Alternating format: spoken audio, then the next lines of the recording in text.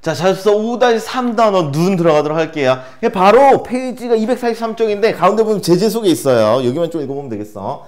자, 눈은 겨울밤에 내린 눈을 대상으로 하여 부정적 현실의 암담함을 극복하고 순수하고 정의로운 삶을 살고자 하는 의미를 드러낸 시이다라고 했는데 뭐 작품 주제네 이거. 부정적 현실의 암담한 현실을 극복하고 순수하고 정의로운 삶을 살고자 하는 의미의 의지 이렇게 하면 이게 뭐 주제죠. 자, 넘어서 시인이 바라보는 눈은 단순한 서정적 대상이 아니다. 즉 우리가 뭐 눈 보고 좀 감성이 젖을 수 있잖아.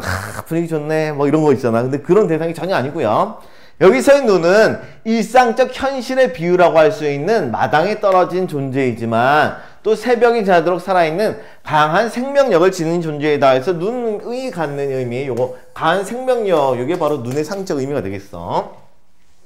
자, 그래서 화자는 눈이 지닌 그러한 생명력을 위대하게 바라보면서 젊은 시인 또한 눈과 같은 존재가 될 것을 촉구를 해요. 눈처럼 깨끗해져라, 생명력을 지녀라, 이렇게 얘기하는 거죠. 즉 궁극적으로 시인은 또 이제 말하고자 하는 것도 줄쳐봅시다. 시대의 불의 왜곡에 맞선 순수한 정신을 촉구하면서 그 의지를 다진 내용이 뭐 작품의 주된 내용이 되겠어. 그래서 여기서 눈은 뭐 보고 아름답고 이런 거 전혀 관련이 없고요. 네, 순수한 삶 이것이 되겠어. 자, 김수영의 시인 작가 무지하게 중요합니다. 우리가 진짜 수능에 자주 나오는 단골 시인들이 있거든. 저항시인 중에 누구? 윤등주 말고 이육사가 정말 자주 나오고, 그 다음에 그와 거의 동급으로 보는 사람이 70년대 넘으면 김수영 작가거든. 그래서 정말 자주 나와. 중요 작가고요. 하여튼 김수영 작가 작품의 시들은 다 알아둬야 돼. 다 싸그리 몽땅 다 알아둬야 돼. 자, 들어가서 핵심 정리를 합시다. 관련 자유시, 뭐 현대시고 자유시고요. 뭐 다 그런 내용이고요. 성격은 의지적이라는 표현이 있죠. 예, 순수한 삶에 대한 의지가 들어가고요. 그다음에 참여적이라는 표현이 나타나는데, 참여적은 우리가 뭐 이렇게 그 일제시대에 한 40년대 시를 저항시라고 부르잖아. 그 저항시처럼 현실에 대한 정의지를 가지고 있는데, 이게 70년대, 60년대는 참여시라고 표현을 해. 그래서 현실에 대한 내용을 다루고 있다. 현실의 문제를 다루고 있으면 그러면 이제 참여적이다, 참여시이다 이런 표현을 쓰는 거야. 자, 주제는 그냥 뭐 어쩔 수 없이 외우셔야 되고요. 순수하고 정의로운 삶에 대한 소망, 그 다음에 부정적 현실에 대한 극복 의지, 뭐 비슷한 내용이죠. 자, 특징 들어가서 일상어를 썼어요. 일상어. 뭐 시 읽어보면 어려운 단어 이런 거 전혀 없어요. 일상어를 썼고요. 그냥 뭐 검색을 줄치고 넘어가면 되고요. 그 다음에 선명한 대응 구조를 취하고 있다는데, 이게 요거는 중요해요. 어디와 어디가 대응을 이루고 있는가는 반드시 알아두셔야 됩니다. 이 작품이 총 몇 개의 연으로 이루어졌나요? 보단 적었던 것 같고, 오케이, 4개의 연으로 이루어졌어. 그래서 1, 2, 3, 4연 중에서 몇 연과 몇 연이, 몇 연과 몇 연이 대응을 이루고 있는가, 이걸 알아두셔야 되고요. 그 다음에 청이형 문장을 썼는데, 지금 보면 평서형 문장으로 끝나는 경우가 있고 청이형 문장으로 끝나는 경우가 있어. 각각 어떤 효과가 있다라고 얘기를 하거든. 그래서 그 어떤 효과가 있는지 좀 보셔야겠어. 다음에 정의롭고 순수한 생명력, 이것을 무기력하고 부정한 세계와 대립이 됐어요. 대조적인 시어들이 나타나는데 어떤 시어들이 대조적인가까지 봐야겠지. 자, 눈의 사회문화적 배경이 나와 있는데 쭉 읽어보니까 어떤 누구와 연관된 얘기예요. 누가 대통령이 누구일 때? 이승만 장기집권 그때와 연관이 있어요. 독재와 연관이 있는 거지. 자, 넘어갑시다. 본문. 자, 1년 2년 넘어서 자, 읽어보니까 눈은 살아있다. 떨어진 눈은 살아있다. 마당 위에 떨어진 눈은 살아있다. 자, 이렇게 나와있어요. 자, 그럼 어쨌든 중요한 건 눈이 갖는 의미. 눈은 계속 어떤 존재라고? 살아있는 존재라고 말고 강한 생명력, 강인한 생명력을 지니고 있는 거지. 떨어졌는데도 살아있어. 강인한 생명력을 지닌 존재고요. 그 다음에 뭐 이런 쭉 묶어주고 사용대 수사법 찾아봅시다. 그렇지. 살아있다 반복되고 있지. 반복법. 오케이, 그렇지. 의인법 그리고 점층법 이렇게 되는 거지.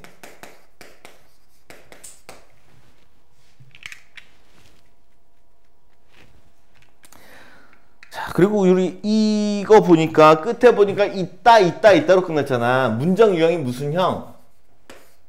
평서형이거든. 그래서 이 평서형 문장이 지닌 그 기능이 무엇이냐가 이제 학습 활동에 나와요. 무조건 외우고 계셔야 되는 거야. 그래서 대상이 지닌 다음 주십시다. 가치에 대한 확신을 드러낸다고 해요. 대상이 지닌 가치에 대한 확신. 외워야겠지. 뭐 어쩔 수 없어요, 이건. 자, 그리고 이게 있다 끝에서 반복되면 이런 운율 뭐라고 한다? 가군. 그렇지. 끝에서 반복되고 있으니까 가군. 운율을 형성하겠지. 자, 다음 2연 넘어와서 기침을 하자. 젊은 시니어 기침을 하자. 눈 위에 대고 기침을 하자. 눈 들어보라고 맘 놓고 기침을 하자. 해서 얘도 전반적으로 봤을 때는 이렇게 조금씩 길어지는 그런 효과를 가지고 있어. 그래서 얘도 마찬가지로 반복, 점층 이런 거 나타나고.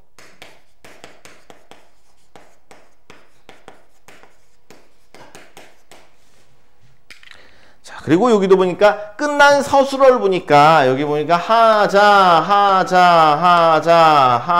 했는데 문정 유형이 무슨 형 이번에는? 그렇지, 청유형이 되는 거지. 그래서 이게 청유형 어미를 통해서는 또 어떤 효과가 나타나냐라고 하면 공동의 행동을 할 것을 촉구하는 효과가 나타난다고 해. 이걸 같이 하자는 얘기지. 그래서 공동의 행동, 이것을 같이 하자는 것을 촉구하는 효과가 있어. 자, 그리고 여기 젊은 시인이라고 했는데 말고 젊은 지식인이 되겠지. 지식인이야. 자, 기침을 하자. 눈 위에 대고 기침하자. 눈 돌아보라고 맘 놓고 기침을 하자. 그래서 자, 한번 내려갑시다. 자, 3년 넘어서. 자, 눈은 살아있다. 죽음을 잊어버린 영혼과 육체를 위하여 눈은 새벽이 지나도록 살아있다. 이렇게 나와 있어. 자, 그러면 우리 다시 보면은 요 3연의 내용을 보니까 몇 연의 내용과 비슷해. 그렇지. 그래서 3연은 이 3연은 이변과 대응을 이루고 있는 거야. 자, 그럼 사연도 같이 볼까? 기침을 하자. 젊은 시녀 기침을 하자. 눈을 바라보며 어쩌고 기침을 하자 그랬어. 그럼 이건 몇 연과 홍을 이루고 있다? 그렇지. 2연과 홍을 이루고 있어. 2연과 대응, 홍을 이루고 있다. 자, 다시 올라가서. 자, 눈은 살아있다. 죽음을 잊어버린 영혼과 육체를 위하여 눈은 새벽이 지나도록 살아있대. 자, 그러면 우리 중요한 거. 죽음을 잊어버린 영혼과 육체라고 했는데 이것이 갖는 의미가 두 가지 의미가 있어. 두 가지 의미가. 이 두 가지 의미는 무조건 외워줘야겠지. 일단 죽음이라는 것은 뭐 고통에 해당될 거 아니야. 고통스럽지, 그렇지? 근데 그것도 잊었다는 것은 그것마저 외면했다는 의미야. 그래서 첫 번째는 여기 주실게. 고통의 감정마저 외면한 다음 주시다. 무기력해진 존재. 여기 첫 번째 의미야. 아주 무기력한 존재. 죽음조차 있고 그냥 아무것도 신경 안 쓰고 그냥 이렇게 이런 존재. 자, 그런데 또 다른 의미도 있어. 정반대 의미야. 이번에는 정반대 의미로 현실이 긍정적 부정적. 부정적 현실이잖아. 그렇지. 그래서 죽음을 무릅쓰고 이제 싸운다는 얘기야. 그래서 이게 현실에 저항하는 존재가 돼버리는 거지. 그래서 죽음을 무릅쓰고 다음 두 번째 부정적 현실에 맞서며 살아가는 존재. 이렇게 긍정적 의미도 있어. 첫 번째는 무기력해진 존재. 두 번째는 부정적 현실에 맞서며 살아가는 존재. 말 그대로 부정적 현실에 저항하는 존재가 되는 거야. 자, 그래서 이거 하나의 시험인데 이거 두 가지로 해석되네. 그렇지. 중의적 표현 이제 중의법이 되겠어, 이건.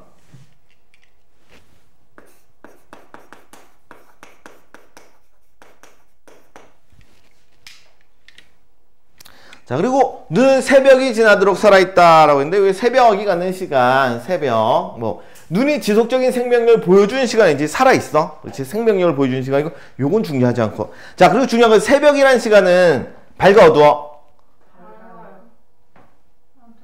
어둡지만 곧 밝아질 시간인 거지. 그렇지? 새벽은 어둡지만 도대체 새벽의 기준이 뭔가요? 자, 그래서 새로운 시대가 도래하기 시작하는 요것도 희망의 시간이라는 의미도 띄고 있어.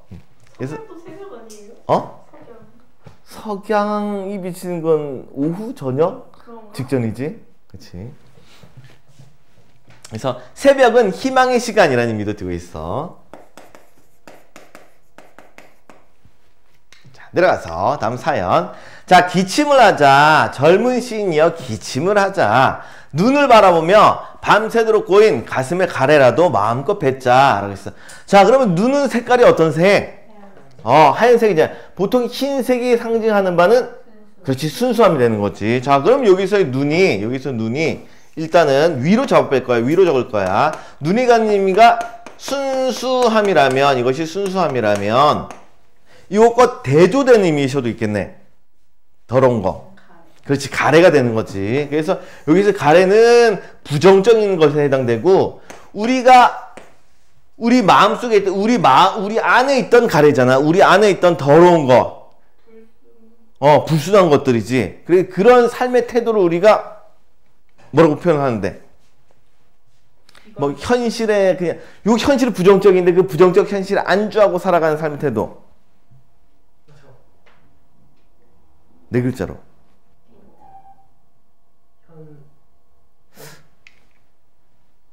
현실에 안주하면 살아가는 이게 현실에 그냥 편히 그냥 그대로 살아가. 그렇게 초성.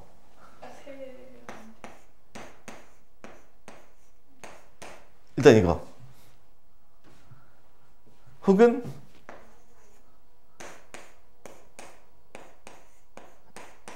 이거? 모르겠어. 앞 글자만. 속. 오, 오케이. 속물근성.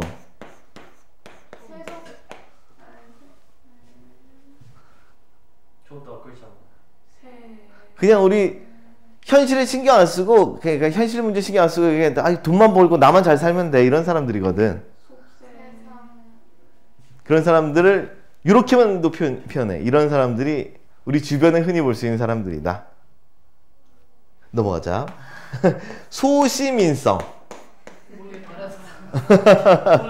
모르는 거야? 우리 보통 시민이라 하면 정치에 참여하는 게 시민이잖아. 정치를 주도하고 이게 시민이거든. 근데 소자를 붙여가지고 이제 현실과 좀 거리를 두고 현실에 편히 지내는 사람들, 이게 소시민이라고 얘기를 해. 그래서 속물근성, 소시민성, 이게 바로 가래의 상적 의미가 되는 거야. 자, 그리고 눈과 가래는 어떤 관계에 있다고? 대조가 되는 거지. 두 개가 정반대 의미가 있고.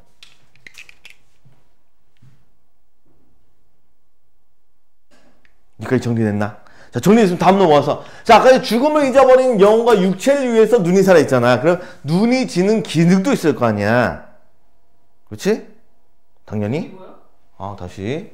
죽음을 잊어버린 영혼과 육체를 위해서 눈이 살아있는 거잖아. 그렇지? 그러면 이 대상들을 위한 눈이 어떤 기능이 있다는 얘기지. 그렇지? 얘를 위해서 있다는 것은. 그럼 눈의 기능은 여기 정리되어 있으니까 볼게. 첫 번째, 무기력해진 존재들이잖아. 그렇지. 무기력해진 존재. 또 다른 의미는 현실에 맞서는, 현실에 저항하는 존재인 거지. 그래서 거기에 따라서 의미도 당연히 눈의 의미가 같겠어, 다르겠어? 당연히 다르지. 그럼 눈의 의미도, 눈의 역할도 두 가지가 돼야 되는 거야. 자, 그래서 밑에 나와서 먼저 얘는 눈은 순수하고 정의로운 존재, 그 순수함 그 자체가 되는데, 자, 그 다음에 기능을 보면, 자, 빨간색 들고 계속 할게. 첫 번째, 무기력한 존재들한테는 각성의 역할을 하는 거야.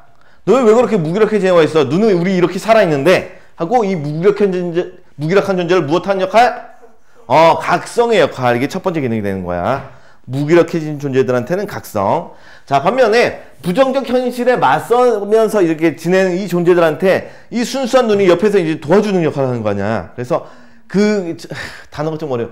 고무한다라는 표현을 쓰는데 북돋다라는 뜻을 가지고 있어. 고무하다. 그래서 밑에 나가서, 자, 다음에 두 번째 부정적 현실에 맞선 존재에게는 위로와 고무의 역할을 한다라는 표현이 있어. 위로, 고무. 첫 번째는 각성, 두 번째는 위로, 그 다음에 고무한 역할을 한다고 했는데, 고무란 단어는 따로 적을게. 고무하다 하면 북돋다.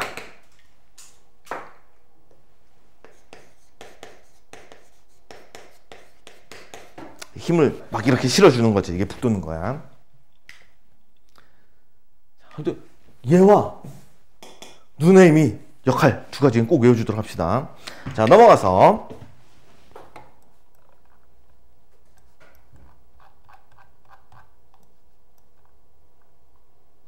자, 뒤에 학습활동 화자가 뭘 하고 있냐라고 했는데 그냥 눈 보고 있죠. 예, 쌓인 눈 보고 있고요. 그 다음에 삶의 제사를 생각했고요. 그 다음에 젊은 시인들에게 가래 뱉자, 기침하자라고 얘기를 했어요.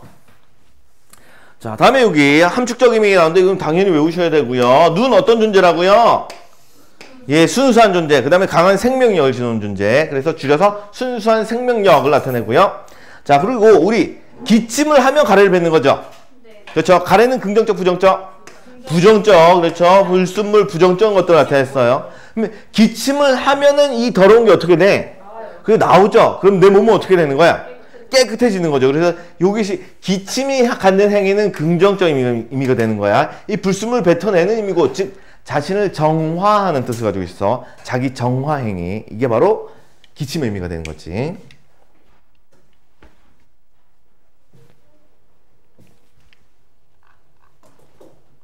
다음 표현사의 특징을 알아보자라고 했는데 1연과 몇 연이 호응을 한다고?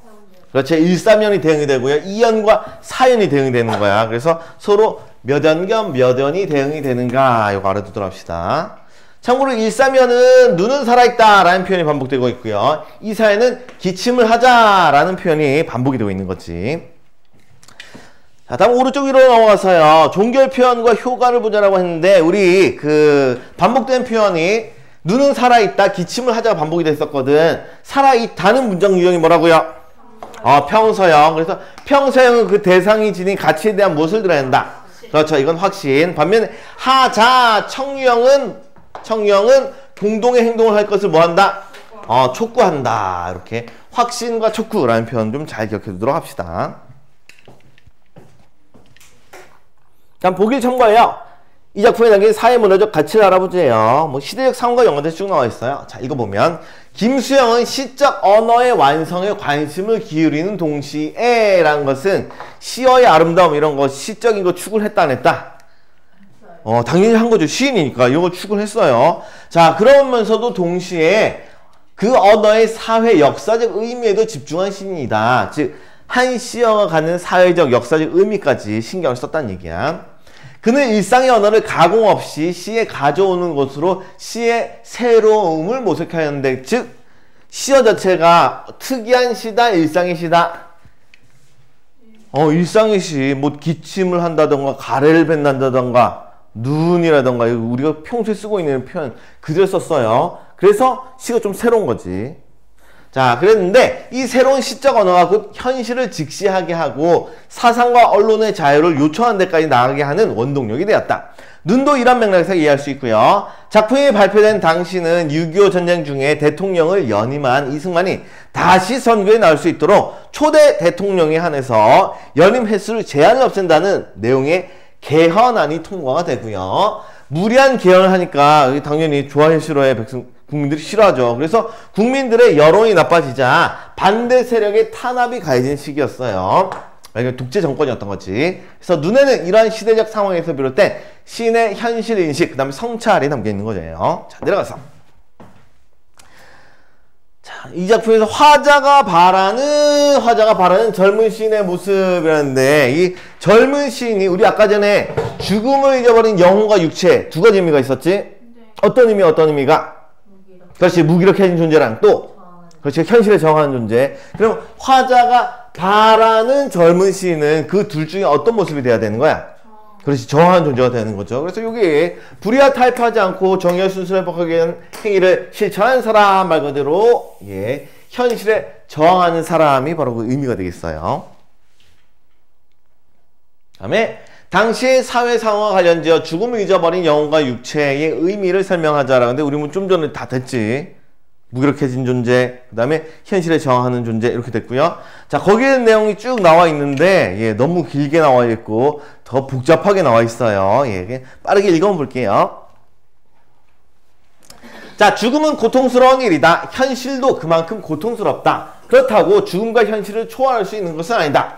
그것을 잊어버리는 것은, 죽음을 잊어버리는 것은 삶의 진정한 모습을 무엇하는 것이다. 외면해버리는 거죠. 죽음과 현실의 고통을 잊어버리는 걸 외면하는 거예요. 자, 그래서 또 다른 의미에서의 죽음은, 그러니까, 자, 죽음 자체가 아니라 새로운 삶의 계기로 이어지기도 한다. 죽음을 잊어버리는 것은 새로운 삶의 가능성을 망각하는 것이기도 하다. 자, 눈이 죽음을 잊어버린 영혼과 육체를 위해 살아있다는 것은 사람들의 현실의 고통을 외면하면서 현실에 안주하여 무기력해진 채 삶의 의미를 상실할 때 눈은 어두운 삶의 고통을 견디며 살아있는 존재, 즉 죽음의 현실을 껴안고 그 고통을 새로운 삶의 동력으로 전환시키는 등불 같은 존재임을 보여준다. 까지 해서 일단 한번 끊어줍시다. 한 편 위에서 끊어주세요.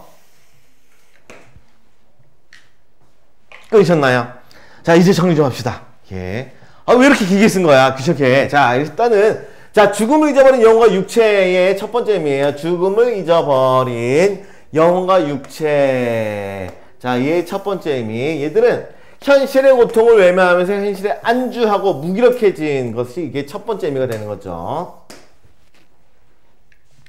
자, 다음 펜 색깔 바꿔서요. 자, 이러고 나면 이제 눈의 또 다른 의미도 나타나. 눈의 의미. 자, 그래서 여기서 눈이 가는 의미는, 눈이 가는 첫 번째 의미는 죽음의 현실을 껴안고 그 고통을 새로운 삶의 동력으로 전환시키는, 여기 주십시다. 등불과 같은 존재에서 이게 눈의 첫 번째 의미가 되고요. 말 그대로 이런 사람들을 무엇하는 존재라고요?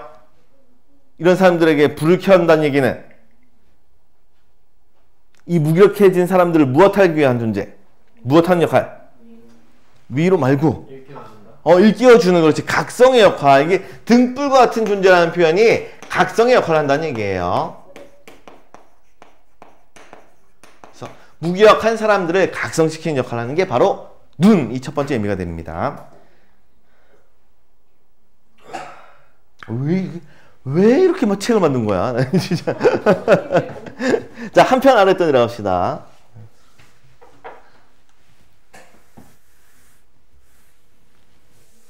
자, 한편 죽음을 잊어버린이라는 것은 살아있는의 의미와 연관 지을 수 있다. 따라서 눈이 죽음을 잊어버린 영혼과 육체를 위해 살아있다는 것은 자, 다음에 요거 2번 죽음을 무릅쓰고 부정적 현실에 맞서며 살아가는 사람들이라는데, 요게 죽음을 잊어버린 영혼과 육체의 두 번째 의미가 되는 거지.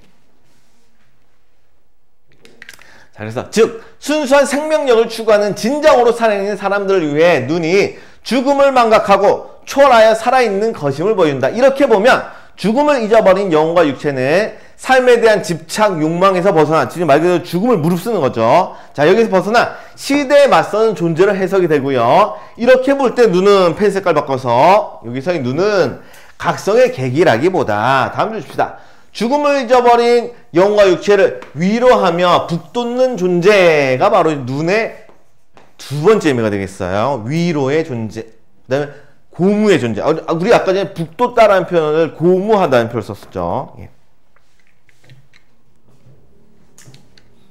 정리 잘 되셨나요? 네. 그래서 그 죽음을 잊어버린 영혼과 육체에 따른 각각의 눈의 의미, 기능, 요것도 연관지어서 같이 좀 기억해 주세요. 자, 다음에 요거 껍질단 이번 모의고사에 나왔나요? 오늘 풀었던 모의고사에? 네, 나왔었죠. 예. 네. 대답은 한 명은 했는 건, 한 명만 풀었다는 얘기고, 참 마음이 아픕니다. 예. 아, 그래도 교실에 두 명이 풀었네. 저랑 희연이 두 명. 야, 진짜. 이래 되겠어, 안 되겠어요? 내용 알아요. 송비인국도 나왔어요. 그렇지. 어쨌든, 요거 학교에서 작년에는 안 했는데, 올해는 했나? 안 하셨어. 오케이. 자, 내가 쓰면, 오케이. 눈은 여기까지 하고, 뒤에 문제를 풀어오시면 되고요.